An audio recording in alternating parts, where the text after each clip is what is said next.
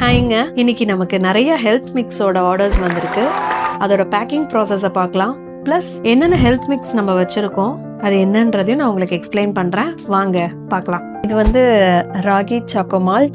இது வந்து நம்ம ராகியை வந்து நல்லா ஸ்ப்ரவுட் பண்ணி ஒரு 2-3 days நல்லா ஸ்ப்ரவுட்ஸ்லாம் கொஞ்சம் நல்லா வந்ததுக்கு அப்புறம் அதை வந்து வெயில காய வச்சு அதோட கொஞ்சம் நட்ஸ், கொக்கோ பவுடர் இதெல்லாம் ஆட் பண்ணி டேஸ்டியான ஒரு ஹெல்த் ட்ரிங்க் ரெடி பண்ணியிருக்கோம்.